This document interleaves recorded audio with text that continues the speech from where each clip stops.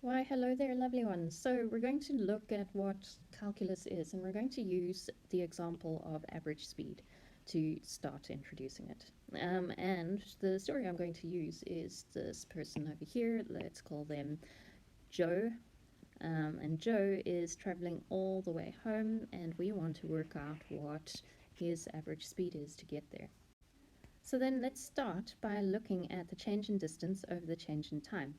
The time I put down as 9:20, going all the way to 10:50, and then, which is actually a really long time to travel a distance of, and this is his reading from his odometer, of 20,591 kilometers to 20,620. So if I find the difference between both of these, I find that it took him 90 minutes to travel 29 kilometers, which is very, very slow. And when I put this into my calculator, I get an answer of 3,22222 recurring forever and ever and ever. And that is in kilometers per minute. Like I said, it's very, very slow.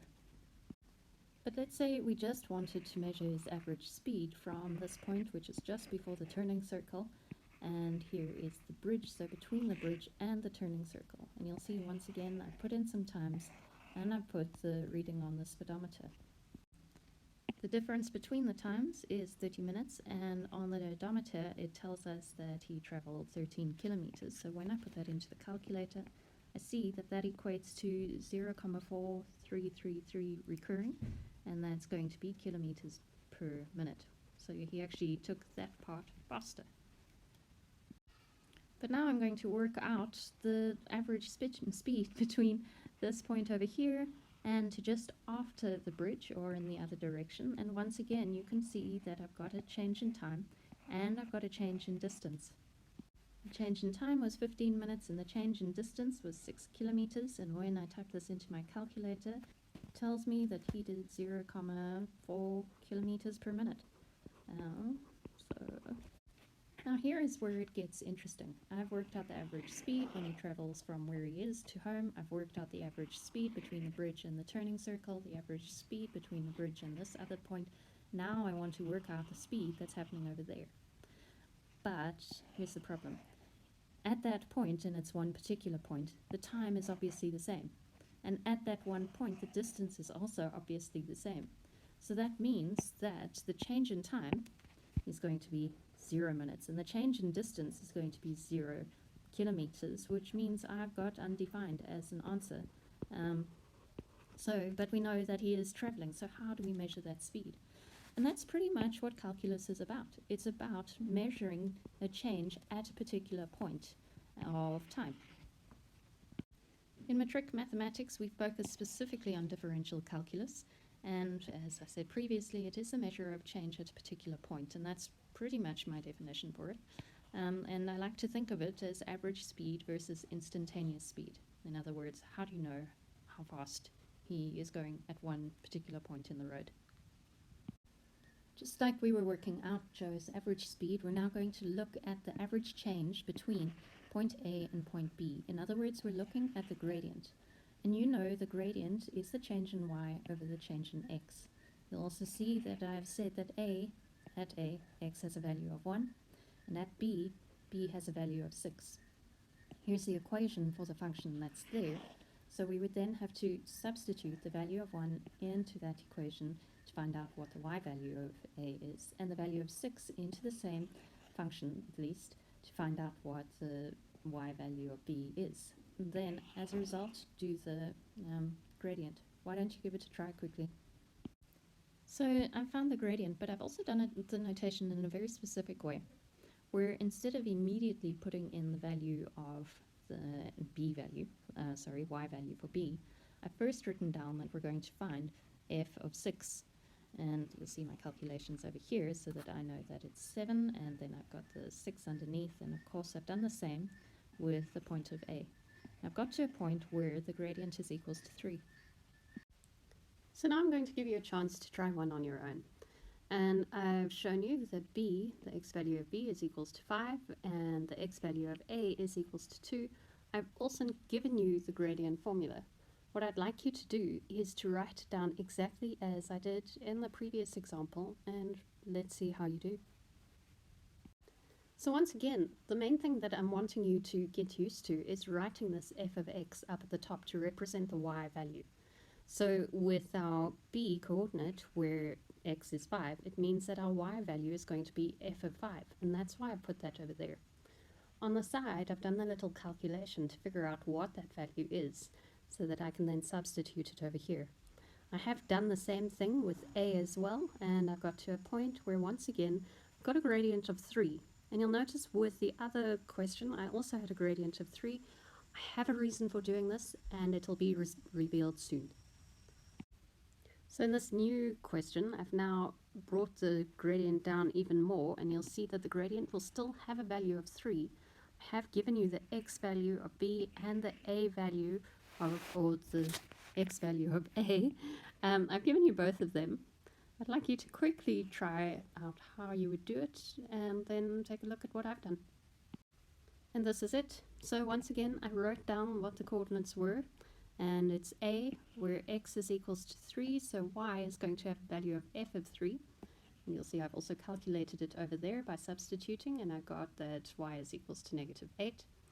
And b, I've done the same thing with f of 4. But what's really important, once again, is for me to bring this to your attention. Before I'm writing down that y was equals to negative 5, I'm just going to write down that f of 4 will lead to that negative 5. What I have been trying to show is that as we move this line up and down, we're still able to calculate the gradient. It's the same, they're all parallel. We're still able to calculate the gradient by looking at 2 different points. But what happens if we move it so that it is a tangent to the graph? And remember, a tangent means that it only touches at one particular space, which means a and b are going to be on top of each other, and they have exactly the same coordinate. This is exactly what I'm talking about. I've now moved the tangent, or the line that was just a normal line. Now moved it so that it is a tangent. It's where a and b are the same coordinate, which is why I've put them as the same coordinate over there. I know that my gradient is still equal to 3 because, well, I know it's equals to 3. I've been moving it down, and so it's exactly what it is. So how do I show those calculations when I'm going to get an answer that's undefined? And this is what I mean. So my 2 values for f of 6.16 is going to be 8.31. But when I put them into the gradient formula, 8.31 minus 8.31, that's 0. But what's even more offensive is 6.16 minus 6.16 is also 0. And can we ever divide by 0? No, we never can. And that's where calculus now becomes something interesting, because we're looking at what the change is at that particular point in that particular time. And the only way we can do it is by playing with the numbers. So how do we find the gradient of a tangent to a function if we only have one coordinate? For example, over here, a is where x is equals to negative 5. So our x value is negative 5, and our y value is going to be f of negative 5. Here's the equation of the function. So what do? How do we find that? That's where we play with our imagination. Let's make a new coordinate on the line. Let's say we have a coordinate at b, and b is just h units. Let's make it h units to the right of negative 5. So I've done x is now negative 5 plus h, which means that our y value, and let's try and make this more obvious by highlighting it so that it looks like one number. There we go. Our y value is going to be f of negative 5 plus h. So when we do this as a gradient calculation, so the m is equals to the y2 minus y1 over x2 minus the x1, at least we have different values. We've got our b value, so there we go, plus h, and then we're subtracting the f of negative 5 from the a value, and that's going to be over negative 5 plus h minus, and then negative 5. Now let's do this calculation, and we're going to do that by substituting into that equation, and I've got, for a, I've got f of negative 5, so I'm going to substitute all of that in, and I will get an answer of 10. And please remember to use your calculator. With the next one, however, when I'm doing B, it's a little bit more complicated because I have a whole lot of things going on, don't I? I'm going to start by squaring the binomial, so that becomes 25, and it's going to be minus 10h and then plus h squared. And then we'll do distributive properties so that we get plus 35 and minus 7h, and let's just multiply out the brackets so that it's negative 25 plus 10h minus h squared plus 35 minus 7h, and then of course our final thing is going to be minus h squared plus 3h and plus 10. Now substituting that in, I'm going to maintain the color thing so that it's easier to follow. So our value for y for b is going to be negative h squared plus 3h, and then it was plus 10. And at the bottom it had a value of, well, negative 5h is what our x value is. Let's put a minus between the two, and then for our a value it's going to be 10, and at the bottom it has a value of negative 5. So let's collect all of the like terms. It's going to be negative h squared plus 3h at the top, and then at the bottom it's actually just going to be h. And of course I can factorize at the top by taking out h as a common factor, leaving me with negative h plus 3, and it's all over the value of h, so that it factorizes to negative h plus 3. But the important thing to remember is that h can't be 0, because can we divide by 0? No, we can't. So at the end, we just need to state the fact that h cannot be 0.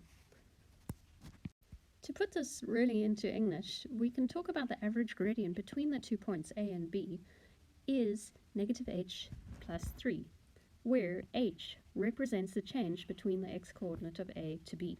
And this is talking specifically about at point A, and the reason I say that is because we have a value of negative 5 that goes there. So we base this all on the fact that at that point x has a value of negative 5. But I do want you to remember the fact that we said that h can't equal 0. The problem though is that we're wanting to find the gradient at A over there, and if we're trying to move B closer and closer to A so that eventually it's on the same point, in other words, where h is 0, well, we have a problem. We know that the gradient at point A is going to be 3, and we know that intuitively, but how do we show that using maths? So this is how we say it. Using maths, we say that, well, we know that h can't be 0, but we do know that the gradient of the space where A and B, or the gradient between A and B, where A is the stationary point, is going to be negative h plus 3. Our workaround is acknowledging the fact that h is going to go more and more towards 0 but never hit it. Then we substitute 0 in for h. That tells us that our gradient at point A is 3. We're recognizing that h can't be 0, but it can get extremely close to it, and the way we notate that in maths is we say the limit is that h is approaching 0. So to summarize, this is what we know. To determine the gradient of a line, you need 2 points. The gradient is the change in y divided by the change in x. A tangent only connects the graph at one point, which is why we can't use this other method, because in order to use it, we need 2 points. The new method involves creating an imaginary point and using it when finding the gradient. The new point is, and we're always going to be adding h, where h represents the change in x. The gradient of the tangent at any point is going to always be change in x over change in y, but now we have this new formula, and we talk about this being the first derivative. This is the calculation that we use when determining the first derivative by using first principles. But that's a story for another video. And for now, that is it from me. Much love.